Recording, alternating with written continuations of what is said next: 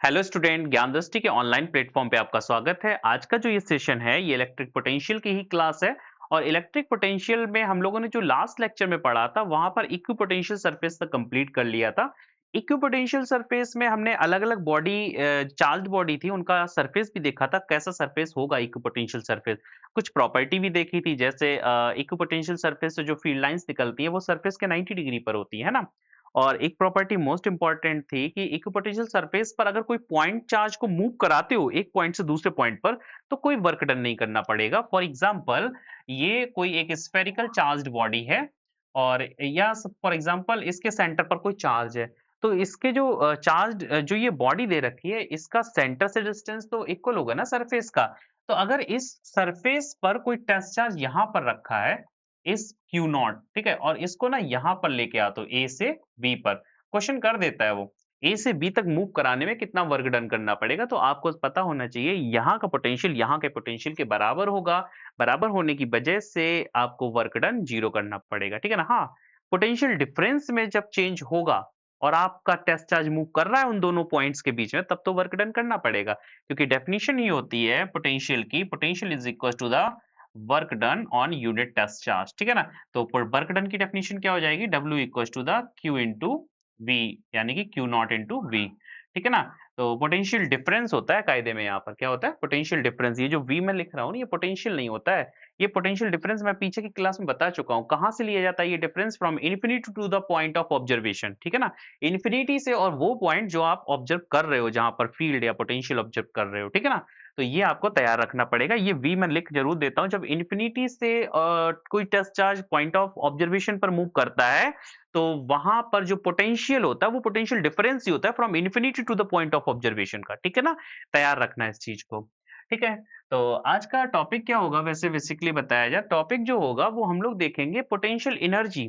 Potential energy का meaning कैसे, ऐसे ना समझा करो पोटेंशियल एनर्जी क्या होगी, एक टॉपिक पढ़ ले रहे थे ना, ऐसे नहीं देखा करो। ऐसे देखा करो क्या पढ़ने वाले हैं हम लोग। पोटेंशियल एनर्जी क्या मतलब होगा? पोटेंशियल एनर्जी का मतलब होगा कहीं पर कोई इलेक्ट्रिक फील्ड है या इलेक्ट्रोस्टैटिक एनर्जी है, या कहने का मतलब है कहीं पर फील्ड है और उस फील्ड के अगेंस्ट हम जो काम करेंगे ना, वो काम हमारी पोटेंशियल एनर्जी बताएगी। मतलब अगर मैं एक टेस्ट चार्ज हूं तब, फॉर एग्जाम्पल, यहां पर कोई एक चार्ज बॉडी रखी थी, ठीक है। क्या था, एक चार्ज था क्यू, और इस चार्ज से कुछ डिस्टेंस पर, आर डिस्टेंस पर एक पॉइंट था पी।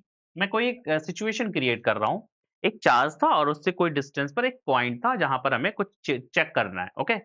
अब क्या करते हैं, एक टेस्ट चार्ज को लेते हैं। कहाँ पर है ये भी? इन्फिनिटी पर। मतलब ये साइड से मैं बनाता हूँ ना, तो इसका मतलब है तो बहुत दूर है। कहाँ से? इसके रीजन से बहुत दूर है, ठीक है ना। इन्फिनिटी पर है। अब क्या करते हैं, इस टेस्ट चार्ज को धीरे धीरे से मूव करके लेके आते हैं। जैसे ही हम मूव करके लेके आएंगे इसको, और कहाँ पर ले आए, इस पी नॉट, पी पर ले आए क्यू नॉट को, ठीक है।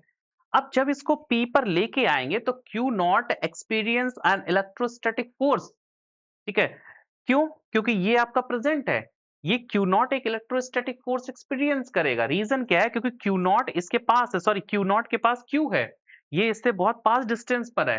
तो अब इसको इस पी पॉइंट पर होल्ड करने के लिए वर्क करना पड़ेगा। क्यों? क्योंकि अगर ये इसको यहाँ पर छोड़ दिया जाए तो क्या करेंगे, ये वाला क्यू इसको धक्का मार लेगा या खींच लेगा। क्योंकि अगर ये पॉजिटिव है और ये भी पॉजिटिव है, वो तो पॉजिटिव होता ही है, ये अगर पॉजिटिव है तो वो उसको रिपेल कर देगा, ठीक है। और अगर ये वाला नेगेटिव है तो वो उसको अट्रैक्ट कर लेगा। लेकिन उसको तो यहीं रहना है, तो यहाँ रहने के लिए भाई कुछ काम करना पड़ेगा, वरना रुकोगे नहीं, या तो फेंक दिए जाओगे या अट्रैक्ट कर लिए जाओगे, ठीक है ना। तो यहाँ पर रुकना है तो कुछ वर्क करना पड़ेगा, वही वर्क स्टोर हो जाता है पोटेंशियल एनर्जी में, यानी कि work done against the electrostatic force gets stored as a potential energy, ठीक है ना। इस बात को याद रखना, ठीक है ना। तो हम लोग यही बात को लिखते हैं। सबसे पहले हम लोग इलेक्ट्रिक पोटेंशियल एनर्जी डाल देते हैं हेडिंग। क्या हेडिंग होगी? Electric potential energy. Electric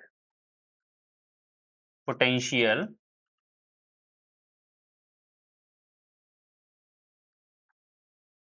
energy,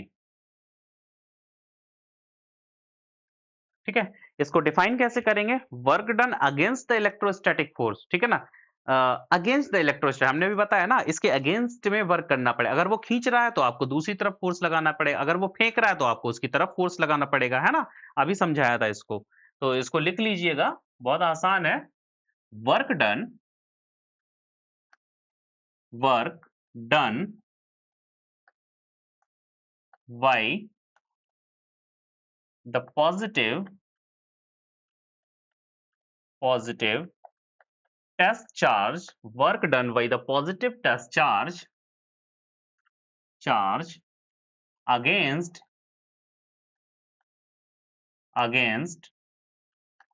the electrostatic force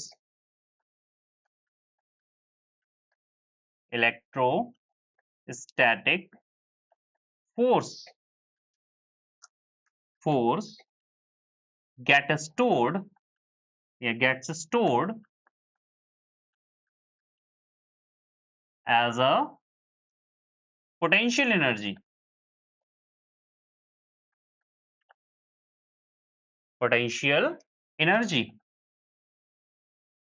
okay.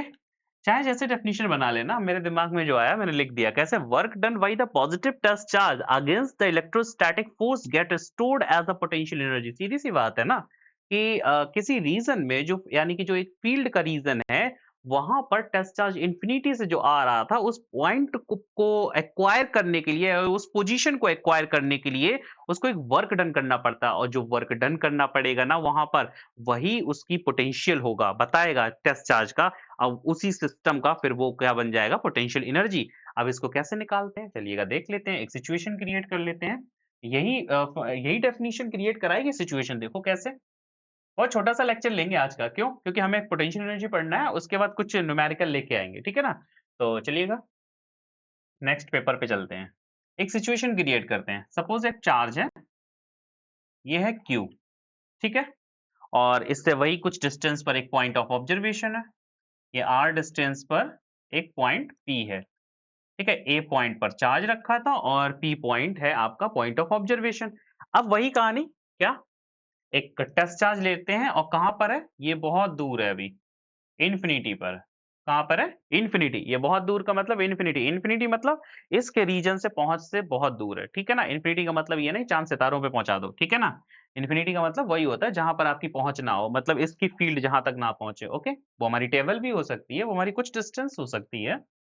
अब इसको क्या करते हैं, यहां से ट्रेस करके लाते हैं धीरे धीरे से, ठीक है। जैसे ये ऊपर आएगा इस पॉइंट पर क्यू नॉट पर, Q naught experience an electrostatic force at this point.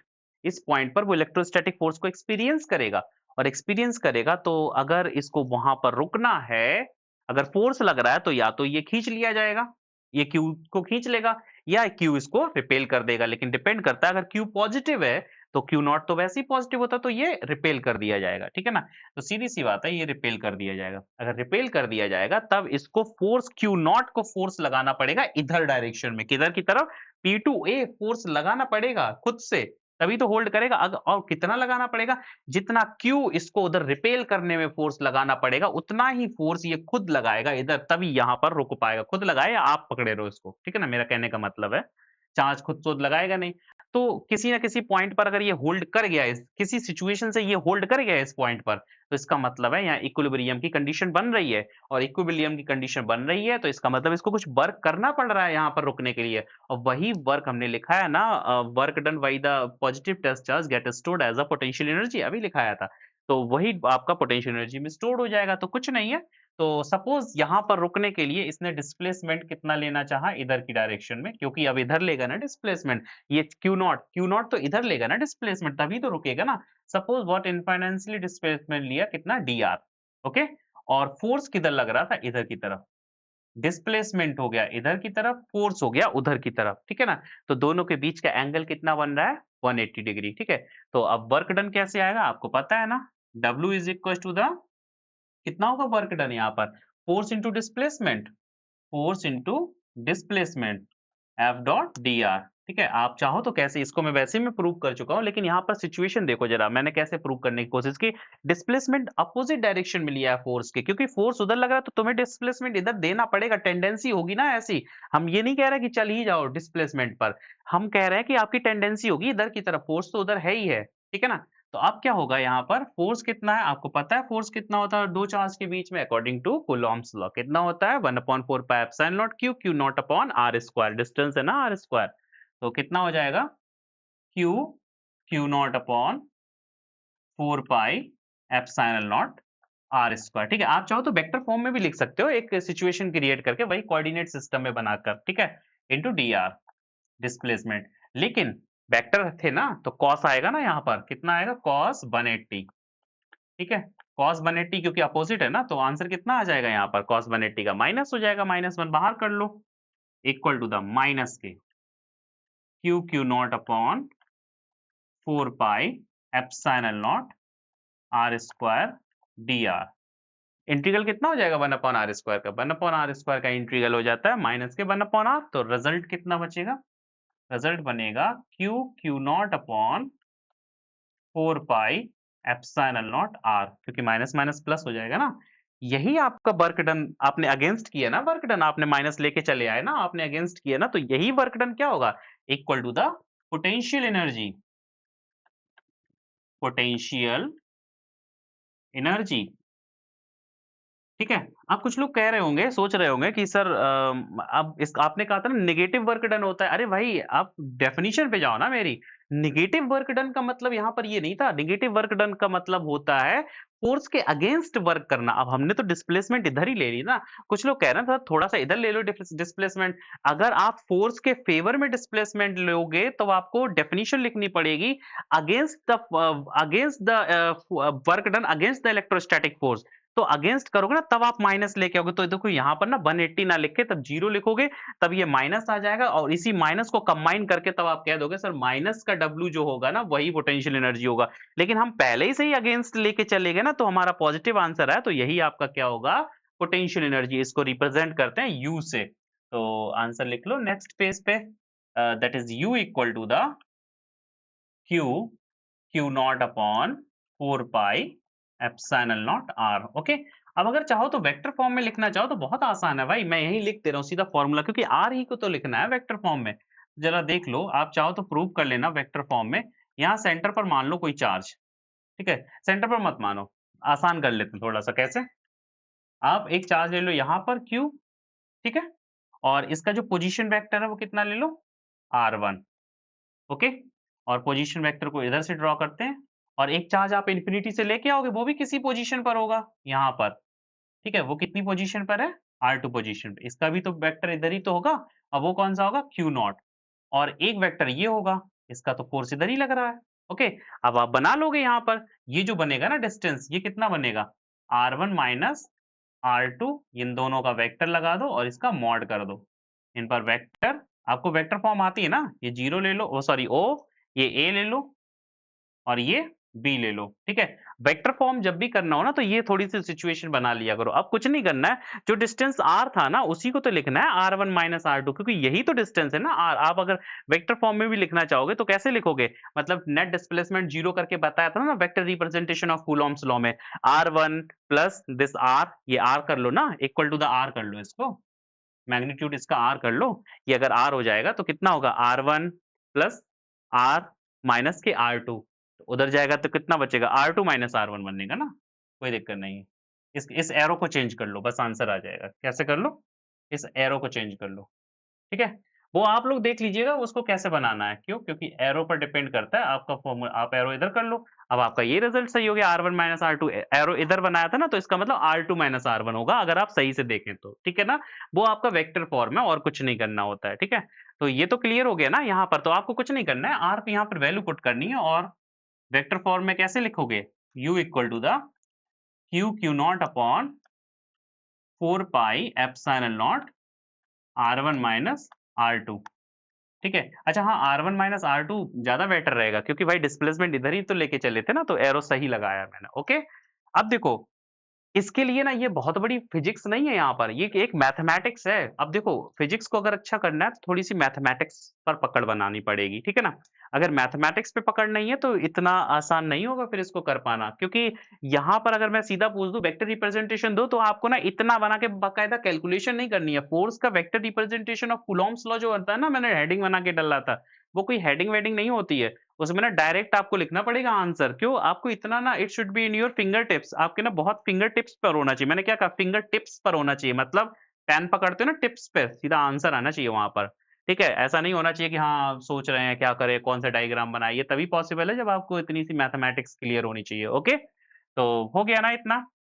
इसका कूलम्ब्स सॉरी वेक्टर रिप्रेजेंटेशन एक तरह का वेक्टर फॉर्म ही हो गया। वैसे ये वेक्टर होता नहीं है, यहाँ पर बस वेक्टर लिख दिया। बाई चांस आपको ऐसा दे दिया है ना डायग्राम, आपको सर इसमें तो वेक्टर दिए हैं, हम क्या करें? Potential energy is a scalar quantity, आपको कोई वेक्टर से कैसे सॉल्व करें? तो भाई ये डिस्टेंस कर लो ना सॉल्व, ये मॉडल निकाल दो ना यहाँ पर, ये मैग्नीट्यूड जो है ना, तो ये स्केलर फॉर्म ही है इसकी, ओके? तो इतना हो गया ना कंप्लीट। 2 पॉइंट चार्ज अगर पास में रखे होते तो उनकी पोटेंशियल एनर्जी ऐसे निकाली जाती है। अब अगर 3 चार्ज सिस्टम है, ठीक है? तो उसकी पोटेंशियल एनर्जी देख लेते हैं, तो नई हेडिंग बनाते हैं।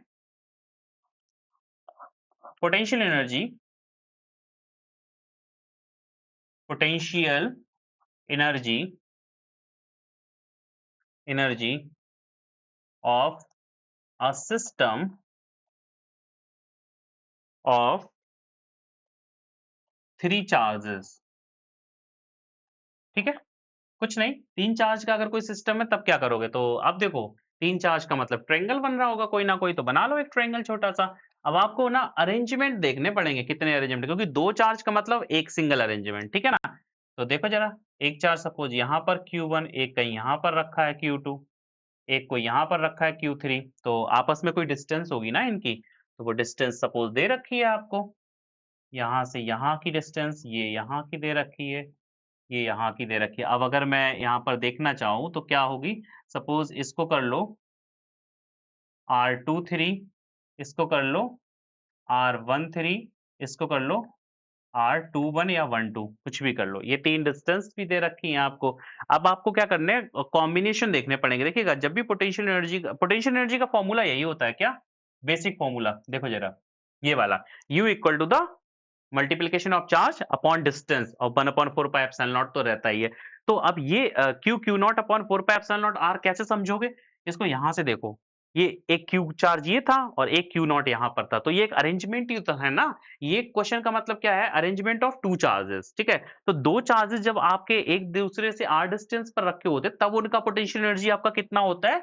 ये आ रहा था। क्या आ रहा था? Q Q not upon 4 pi epsilon not R। अब अगर 3 चार्जेस इस तरह से रखे होते, 3 चार्जेस को ऐसे ही तो रखोगे रैंडम में कैसे भी रख लो, लेकिन उनकी डिस्टेंस तो गिवन होगी ना। तो जो डिस्टेंस गिवन होती है ना, उसी के अकॉर्डिंग कॉम्बिनेशन देखो कितने बन रहे हैं। कॉम्बिनेशन यहाँ पर साफ दिख रहे हैं। First combination, second combination and third combination दिखाई दे रहा है ना? एक Q2 Q3 का कॉम्बिनेशन, Q3 Q1 का कॉम्बिनेशन बन रहा है, Q1 Q2 का कॉम्बिनेशन बन रहा है, तो कुछ नहीं हो गया। यहाँ पर नेट पोटेंशियल एनर्जी कितनी हो जाएगी? U इक्वल टू द पहला कॉम्बिनेशन कोई भी लिख लो, ये लिख लो Q2 Q3 Q2 Q3 upon 4 pi epsilon not into distance. Q2 Q3 की डिस्टेंस कितनी है? R23 प्लस नेक्स्ट देखो कौन सा होगा, कोई भी ले लो, Q1 Q3 का ले लो combination, Q1 Q3 divided by 4 pi epsilon naught. Q1 Q3 की डिस्टेंस कितनी है? R13 इसको ना 3 को थोड़ा सा नीचे ही लिखो, इसको ना उधर ले जाओ ट्रायंगल को,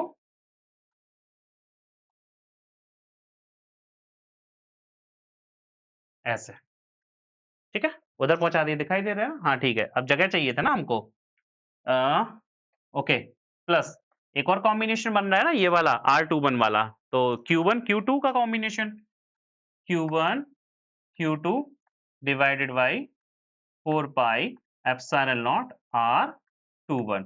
तो कहने का मतलब यही है कि आपका कॉम्बिनेशन कितने बन रहे हैं, बस ये देखा करो। कितने पॉसिबल कॉम्बिनेशन बनने चाहिए, बन बन जाएँगे, उसी पर डिपेंड करती है आपकी पोटेंशियल एनर्जी।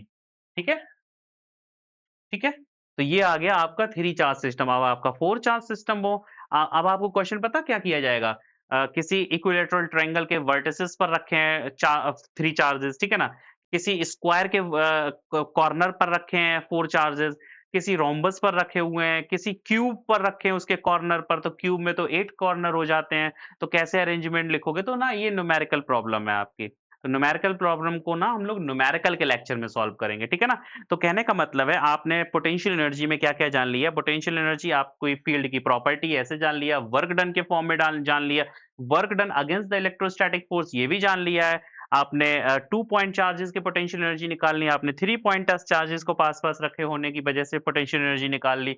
अब क्या बचा है आपका एक इम्पोर्टेंट टॉपिक बचता है कि अलग-अलग बॉडी की पोटेंशियल एनर्जी निकालनी पड़ेगी। जैसे किसी सिलेंडर की, किसी लॉन्ग वायर की, जैसे आपने ना कूलॉम वो गॉस लॉ का यूज़ करके आपने इलेक्ट्रिक फील्ड इंटेंसिटी निकाली थी पॉइंट चार्ज की, किसी कहने का स्फेरिकल बॉडी की, किसी सिलिंड्रिकल बॉडी की, किसी प्लेट की, इनफाइनाइट प्लेट की। तो ऐसे जो आपने निकाले थे उसमें आपने यूज़ किया था क्या? Gauss law. लेकिन अगर उन बॉडी की हम आपसे कहें पोटेंशियल एनर्जी निकालो या पोटेंशियल निकालो तब क्या करोगे? तब देखो एलिमेंट्री मेथड थोड़ा-सा टफ हो जाता है। तो हम लोग ना एक नया मेथड सीखते हैं। क्या होगा वो नया मेथड? आपका वो मेथड होगा ग्रेडिएंट, ठीक है? मैथमेटिक्स ये है ना किसी स्केलर का ग्रेडिएंट रिप्रेजेंट्स करता है वेक्टर को उस फील्ड का। ओके? आप यही बात याद रखना। हम इसी बात को अब समझाने वाले हैं, ठीक है ना? कहने का मतलब है किसी भी क्वांटिटी का अगर ग्रेडिएंट लोगे तो वो क्या वेक्टर क्वांटिटी बनती है ना? ये आपको पता होनी चाहिए। और इस ये थोड़ा मैथमेटिक्स वाला पार्ट है। यहाँ तक आपका कंप्लीट हो गया। तो ये मेथड यानी कि अगर पोटेंशियल इलेक्ट्रिक फील्ड की प्रॉपर्टी क्या बना रही थी आपकी? इलेक्ट्रिक फील्ड की प्रॉपर्टी पोटेंशियल लेके आ रहा था। पोटेंशियल का प्रॉपर्टी बनाएगा इलेक्ट्रिक फील्ड यानी कि नेगेटिव ग्रेडिएंट ही इलेक्ट्रिक फील्ड होता है। जैसे अगर मैं आपको लास्ट लेक्चर कोई भी अगर याद हो ये वाला, हमने आपको किया था E dot dl equal to the potential energy, ठीक है? ये तो थी इलेक्ट्रिक फील्ड की प्रॉपर्टी के फॉर्म में, लेकिन इसको और कैसे लिखा जाता है? अगर आपको E निकालना पड़ता है, तो E होता है negative potential gradient dV over dr। बस ये बात आपको थोड़ी-सी समझानी है यहाँ पर और बस आपका कंप्लीट हो जाएगा। तो क्यों ना इसको नेक्स्ट लेक्चर में रखते हैं, ठीक है? आज के लिए इतना ही, बाय-बाय।